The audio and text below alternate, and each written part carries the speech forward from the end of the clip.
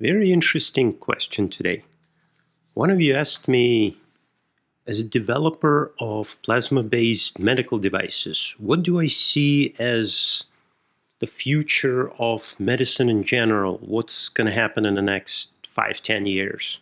Well, perfect place to discuss this. Let's chat about it.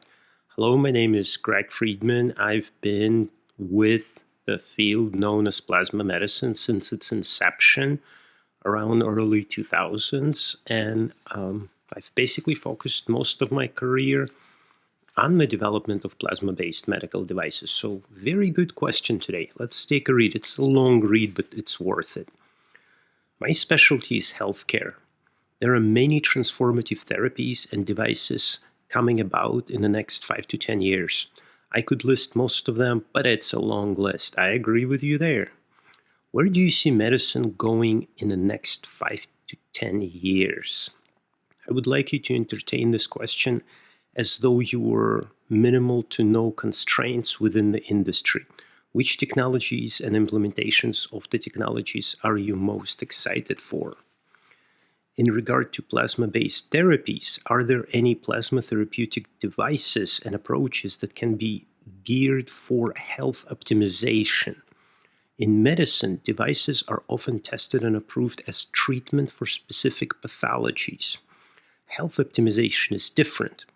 Because there is no clinically significant pathology per se, however, these therapeutics being implemented and utilized before pathology to maintain optimal cellular function.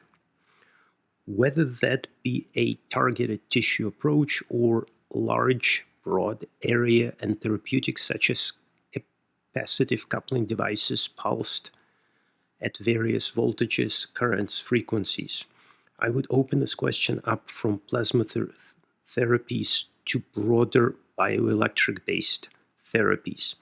Utilizing these therapeutics for preventative care and health optimization are seriously underexplored and practically non-existent.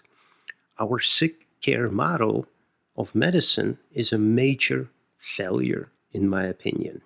It's amazing to read about the bioelectric therapeutic devices that were being used in the late 1800s, and even now with the science to explain the effects mostly, and ability to optimize the technology with computers, algorithms, and advanced materials. These approaches are still underutilized and very expensive. This is saddening to me. However, I anticipate a major change to the healthcare industry in the next decade. Standard pill care reached its limits. Whoa. Well, I mean, it's printed in small font, so it's kind of hard for me to read. Sorry about that. Awesome question. Fabulous question. You know, if you look at medicine of 100 years ago, 150 years ago, you come to a doctor, and a doctor prescribes a cold bath or a hot bubble bath, or you sit in front of a red light, or some kind of a device-based treatment. And then penicillin arrives. Not just penicillin, but we'll pick on penicillin.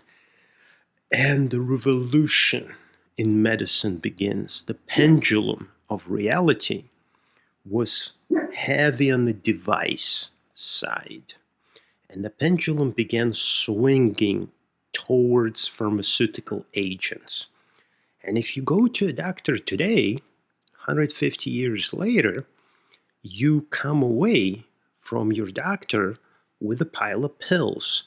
And the more problems you have, the bigger the pile. You have pills to treat a condition and then other pills to treat the side effects of the first pill. And the older you get these days, the bigger the pile of pills. So today, medicine is just as the comment suggested. Today, medicine is heavily on pharmaceutical side.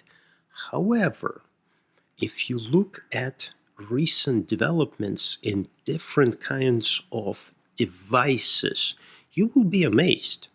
There is a lot of work going on, and I am very familiar with all the work going in plasma medical applications, and there are many, ranging from plasma treatment during cancer resection surgery to get those cells on the margins, to treatment using plasma to treat cosmetic conditions like acne and reduction in scarring and all sorts of medical applications where devices are used. Bioelectrics, the field of bioelectrics, where there is no plasma but electricity in one way or another is used. Lasers are on the rise, and there is a lot of development in combination therapies, using plasma as adjuvant or combining multiple therapies, maybe augmenting chemotherapy with plasma treatment.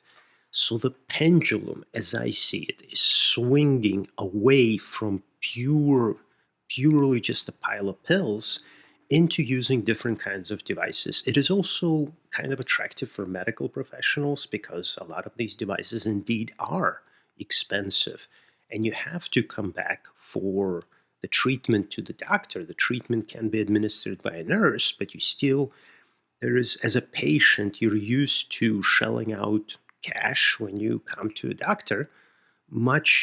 You accept that much more than shelling out cash for a pile of pills. Pills you expect to be reasonably priced and covered by insurance, but if there is an alternative that's easier and has better results but costs a little bit more and requires professional to apply it, frequently humans choose that. And if you notice, in the last 100 years, the cost of living versus income, people have more cash. So people are able to pay for devices. So I see big developments in this field in general.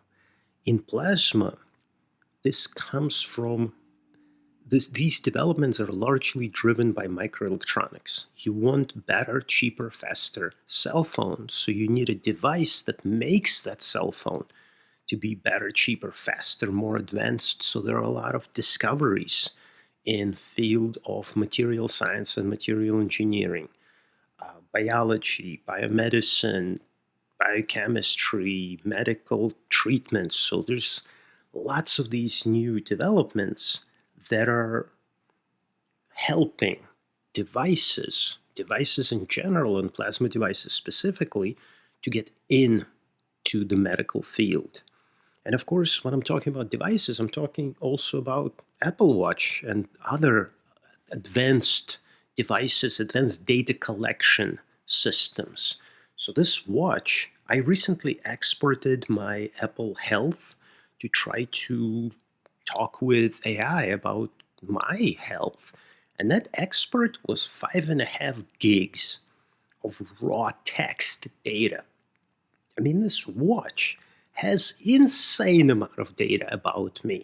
And when you couple that with artificially intelligent large language models, you can start tuning devices, not just tuning drugs to the specific requirements of a person, but tuning devices to that. And tuning drugs frequently is a lot harder than turning a knob on the device. With plasma specifically, it's pretty easy to modulate frequency, change the frequency just a little bit, change the amplitude just a little bit, and your dose and dose rate. So how much of the treatment is delivered and how fast it's delivered can be changed electronically. And it's very easy to change that based on the patient. So one patient comes in with one Apple Watch, the other one comes with a different Apple Watch or Garmin or whatever, wearable device. And based on that data, doctor just plugs it into the machine, and the model sitting inside of the machine says, okay, this patient gets this dose, this patient gets this dose. And I see a lot of that just simply easier with devices. Devices are programmable. There are also big breakthroughs in plasma use in ag tech, agriculture technology. And there we have drones that are looking at the field, analyzing what's happening with the field, targeting. We can use plasma to target specific pathogen on specific leaf. I mean, it's amazing.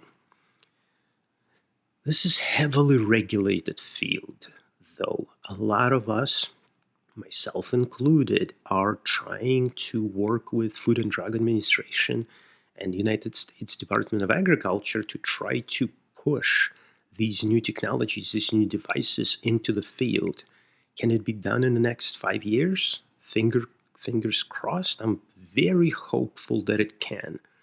And I'm pretty sure I will be seeing a lot more of it in the next 5 to 10 years. So it's not like revolution is coming. It's a slower process than revolution. It's not like you can march to the White House and overthrow. Nothing like that. This thing happens slowly, but it is happening. It's happening right now. It's been happening for many years already, and it's coming. I see it coming. Let's see. In the next 3 years, I think we will start seeing these devices in the market, and we'll start watching them interact with AI because it's so easy for devices to do. Well, anyway, thank you for a wonderful question. I hope I answered at least parts of it. I will continue thinking on this question and maybe post another video on this topic.